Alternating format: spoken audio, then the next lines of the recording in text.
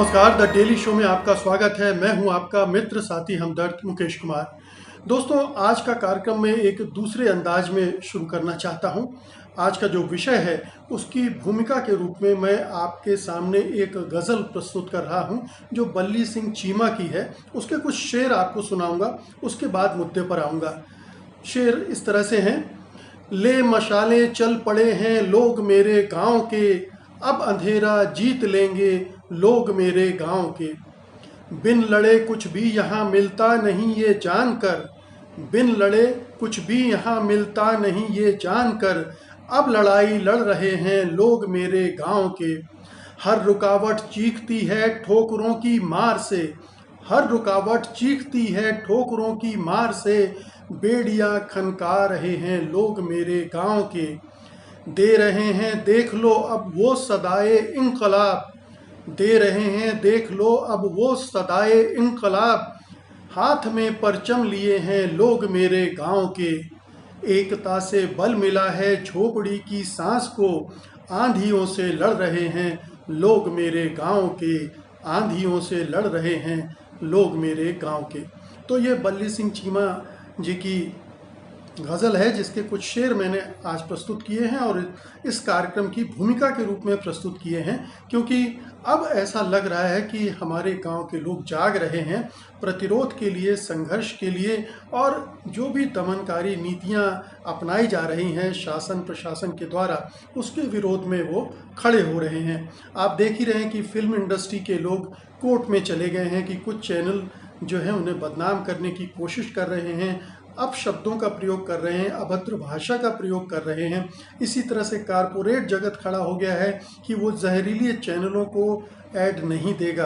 Corporate जगत की कुछ कंपनियां खड़ी हुई हैं, उम्मीद करना चाहिए कि बाकी के अंदर भी अंतरात्मा जागेगी और वो भी इस दिशा में कदम उठाएंगे। इसके पहले हम जानते हैं कि जो पूर्व न्यायाधीश हैं या न्याय व्यवस्था से जुड़े बहुत से लोग हैं और नौकरशाही से जुड़े लोग हैं, उन्होंने भी अपनी आवाज़ें तरह तरह से और कई मौक़ों पर बुलंद की हैं।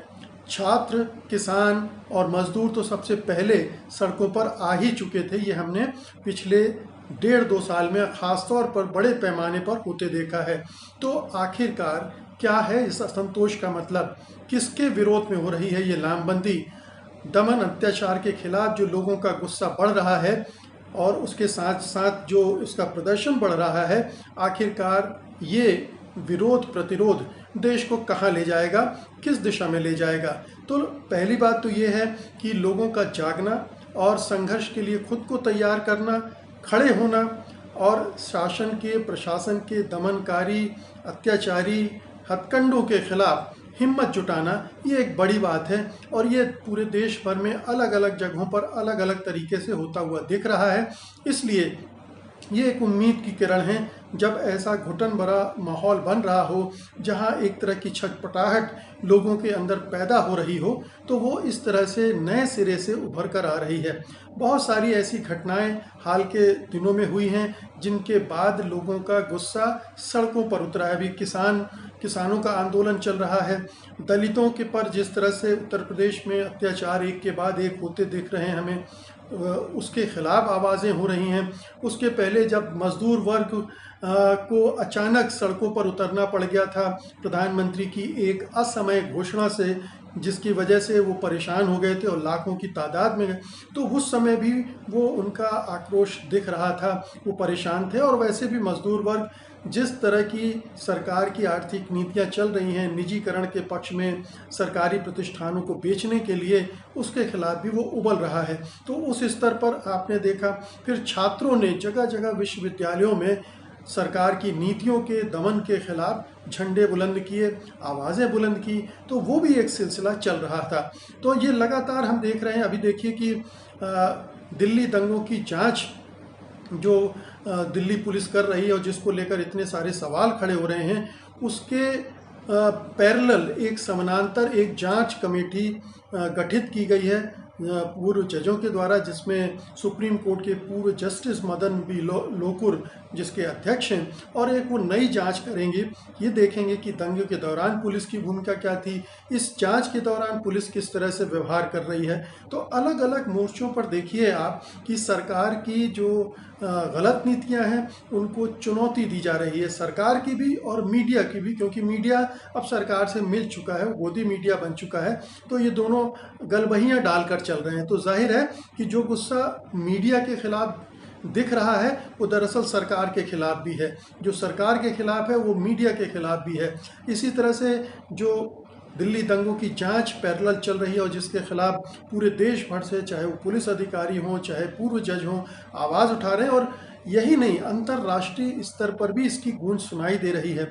अंतर्राष्ट्रीय स्तर पर भी प्रदर्शन हो रहे हैं, अंतर्राष्ट्रीय स्तर पर बयान जारी हो रहे हैं, अंतर्राष्ट्रीय संस्थाएं टीका टिप्पणियां कर रही हैं कि हिंदुस्तान में मानवाधिकारों का हनन हो रहा है, यहाँ पर लोकतंत्र को गला दबाया जा रहा है और लोगों को मौलिक अधिकारों से वंचित किया जा रहा है।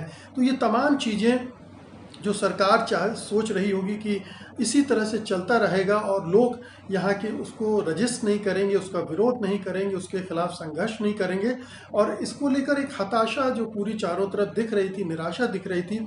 ऐसा लगता है कि दरअसल वो एक पूर्व तैयारी है लोगों की कि उस स्थिति से गुजर कर और जब अति की तरफ बढ़ते हैं, अब जो कुछ हो रहा है वो धीरे धीरे गले तक आ रहा है और लोगों को लग रहा है कि अगर अब भी संघर्ष नहीं करेंगे, अब भी इसके खिलाफ आवाज़ बुलंद नहीं करेंगे तो हम उसमें डूब जाएंगे। तो ये जो विरोध है ये राष्ट्रीय, क्षेत्रीय और स्थानीय स्तर से लेकर अंतर्राष्ट्रीय स्तर तक फैल रहा है। और जाहिर है कि ये सारा गुस्सा अंततः सरकार के खिलाफ ही है, क्योंकि जैसा मैंने कहा कि दिल्ली दंगों में जो जांच हो रही है, अब आप जानते हैं कि दिल्ली दंगों की जांच जो दिल्ली पुलिस कर रही है वो सीधे केंद्रीय गृह मंत्रालय के अंतर्गत आती है, मातहत आती है, और वहीं से जो निर्देश मिल रहे होंगे उसी के हिसाब से जांच को आकार दिया जा रहा होगा। ये देखा जा रहा होगा कि कैसे, किन लोगों को फंसाना है, किन लोगों को छोड़ना है, किन के खिलाफ एफआईआर दर्ज करनी है, किन के खिलाफ फर्जी एफआईआर दर्ज करके या फर्जी सबूतों को इकट्ठा करके उन्हें जेल में ठूसना है। तो ये जो जांच है पैरेलल, ये सीधे चैलेंज कर रही है गृह मंत्रालय को, गृह मंत्रालय मतलब सरकार को, मोदी और शाह की जोड़ी को। तो ये एक बहुत स्पष्ट रूप से एक विरोध का जो चारों तरफ से दिख रहा है। अब सीएए के खिलाफ जो प्रदर्शन हुए थे, कहने को उसमें मुसलमानों की भागीदारी सबसे ज़्यादा थी, लेकिन ऐसा नहीं था। पूरे देश भर में वो तमाम लोकतांत्रिक सोच वाले, समझ वाले और जो मानते हैं कि इस देश की एक साझा संस्कृति है, सबके समान अधिकार होने चाहिए, मुसलमानों को दोयम दर्जे का नागरिक बनाने की इस कोशिश का विरोध होना चाहिए, वो भी सड़कों पर उतरे थे, उन्होंने भी विरोध किया था। और इसीलिए सरकार उन सब को ढूंढ कर, तलाश कर उनके खिलाफ मामले दर्ज कर रही है, उन्हें परेशान करने की, उनको आतंकित करने की गतिविधियां, कार्रवाई चला रही है। ये उत्तर प्रदेश में ख़ास तौर पर हमने ज़्यादा होते देखा, लेकिन ज़्यादातर पूरे उत्तर भारत में हुआ है, जहां पर भी बीजेपी की सरकारें रही हैं। असम में भी इसी तरह की चीज़ें देखने को मिल रही हैं। अभी ताज़ा वहां पर यह हो रहा है कि वहां की सरकार मुसलमानों के प्रति भेदभावपूर्ण रवैया उसका बढ़ता जा रहा है, क्योंकि चुनाव आ रहे हैं और पोलराइजेशन करना है पूरे वहाँ की जो मासेज है और उसके हिसाब से अपना वोट बैंक बनाना है। तो ये पूरे देश में कमोबेश यही नीतियाँ चल रही हैं और इसके विरोध में ऐसा नहीं है कि एक वर्ग या एक जाति या एक धर्म के लोग हैं, बल्कि ये तमाम लोग एकजुट हो रहे हैं। और ये एक बहुत ही सकारात्मक संकेत है कि हम इस देश के लोग खड़े हो रहे हैं अपने लोकतांत्रिक अधिकारों के लिए, लोकतंत्र, धर्मनिरपेक्षता के लिए, हमारी जो आर्थिक तरक्की है, प्रगति है, विकास है, उसके लिए। क्योंकि ये जो तमाम चीज़ें तोड़ने फोड़ने वाली हो रही हैं, उनसे आर्थिक विकास भी प्रभावित हो रहा है। आर्थिक तरक्की के मामले में हम पिछड़ते चले जा रहे हैं। पिछले 5-6 सालों में इस सरकार ने जो भी कदम उठाए हैं, आप देखिए कि हमें उन्होंने पीछे ही ढकेल दिया, चाहे वो नोटबंदी का मामला हो, चाहे जीएसटी का मामला हो, और चाहे कुछ और दूसरे कदम उसने आर्थिक मोर्चे पर उठाए हैं या नहीं उठाए हैं जो उसको उठाने चाहिए। जैसे इसको पूरे कोरोना काल में उसने गरीबों के लिए कुछ भी करने की कोशिश या इच्छा भी नहीं जताई, बस केवल ज़ुबानी जमा खर्च से काम चलाती रही। तो ये लोगों को महसूस हो रहा है। ऐसा नहीं है कि ये चीज़ें केवल सोशल मीडिया में चल रही हैं या मेन स्ट्रीम मीडिया ने उसे गायब कर दिया है तो लोगों के दिमाग से भी गायब हो गई हैं। लोग महसूस कर रहे हैं, लोग बेचैन हैं, और जब उनको कोई एक ऐसा प्लेटफॉर्म मिलता है, कोई रास्ता मिलता है, तो वो वहाँ प्रकट करने लगते हैं। जैसे कि देखिए, कारपोरेट जगत के मामले में पहले बजाज ग्रुप के जो पूर्व चेयरमैन थे, उन्होंने बाकायदा अमित शाह के सामने बैठकर खरी खरी बातें सुना दी थी, और अब उन्हीं के पुत्र ने ये फैसला किया है कि उनकी कंपनी या उनका समूह ऐसे 3 चैनलों को विज्ञापन नहीं देगा जो जहर फैला रहे हैं।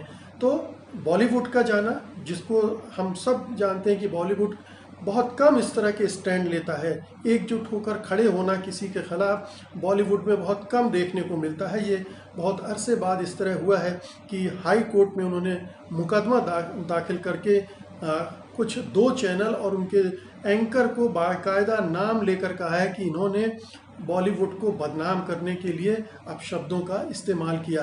तो ये बहुत सारे ऐसे समूह जो बहुत ज़्यादा मुखर नहीं होते थे, सक्रिय नहीं होते थे, अब वो मजबूर हो गए क्योंकि दमन बढ़ता जा रहा है। उनको लग रहा है कि अगर ये सिलसिला चलता रहा तो पता नहीं कहाँ जाके ख़त्म होगा, और हिंदुस्तान का जो शक्ल सूरत है वो किस तरह से बना दी जाएगी।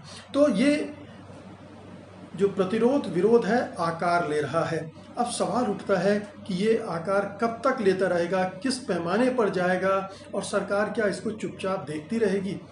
ये मान लेना गलत होगा, क्योंकि वर्तमान सरकार का जो चरित्र है, जो हमने 5-6 साल में देखा है, वो बहुत निरंकुश और तानाशाही पूर्ण है। वो विरोध को बर्दाश्त नहीं करती है, प्रतिरोध को तो बिल्कुल भी बर्दाश्त नहीं करती है। यह हमने तमाम तरह के प्रतिरोध में, प्रदर्शनों में, धरनाओं में और आंदोलनों के प्रति उसके व्यवहार से जांच परख लिया है कि वो दमनकारी रास्ता ही अपनाती है। तो हो सकता है कि जो लोग उठ खड़े हो रहे हैं उनका भी हश्र वही किया जाए जो भूमिया कोरेगांव में जो 16 लोगों को झूठे आरोपों में फंसाकर जेल में ठूस दिया गया है एनआईए के ज़रिए, वैसा ही कुछ अब बाकी लोगों के साथ भी हो। अब विनोद दुआ का नाम हम सब जानते हैं कि वो कभी भी धर्मनिरपेक्षता से डिगे नहीं, कभी भी वो सांप्रदायिक जहर फैलाने वालों में से नहीं थे। सांप्रदायिक तनाव तो दूर पैदा करने की बात तो दूर है, लेकिन उनके खिलाफ भी राजद्रोह का मुकदमा करवा दिया गया, और उसमें स्पष्ट है कि सरकार का वरद हस्त है, जिन्होंने किया है सरकार बाकायदा उसको समर्थन कर रही है। तो ये स्थितियाँ निर्मित हैं, ये जोखिम भी होंगे, और जाहिर है कि जो लोग खड़े हो रहे हैं उन्होंने इस जोखिम को भांपा भी होगा। वो जान रहे हैं कि हमें इसकी खमियाजा भुगतना पड़ सकता है, हमारे ऊपर इसके चलते इनकम टैक्स छोड़ी जा सकती है, सीबीआई को लगाया जा सकता है, ईडी को लगाया जा सकता है, एनसीबी को लगाया जा सकता है। तो तमाम तरह की जो एजेंसियां हैं उनको इस्तेमाल किया जा सकता है धमकाने के लिए, आतंकित करने के लिए, परेशान करने के लिए, और यहाँ तक कि जेल में बंद करने के लिए भी। तो ये तमाम जोखिम हैं, लेकिन इन जोखिमों को समझते हुए भी लोग अब उठ खड़े हो रहे हैं, और जब ये संख्या जैसे जैसे बढ़ती जाती है तो सरकारों को, तानाशाहों को, निरंकुश शासकों को बहुत दिक्कत हो जाती है। 10, 20, 50, 100, 1000, 2000, 10,000 लोगों को तो संभालना आसान होता है, लेकिन लाखों लोग अगर एक साथ उमड़ने लगेंगे, सड़कों पर आवाज़ बुलंद करने लगेंगे, झंडा थामे विरोध का, तो जाहिर है कि वो मुश्किल हो जाएगा उनको संभालने के लिए। तो वो स्थितियाँ अगर अब धीरे धीरे बन रही हैं तो ये सरकार के लिए एक चेतावनी है कि वो अपने निरंकुश व्यवहार को छोड़े, जनता की आवाज़ को सुने, लोकतंत्र की आवाज़ को सुने, उसका गला न घोंटे।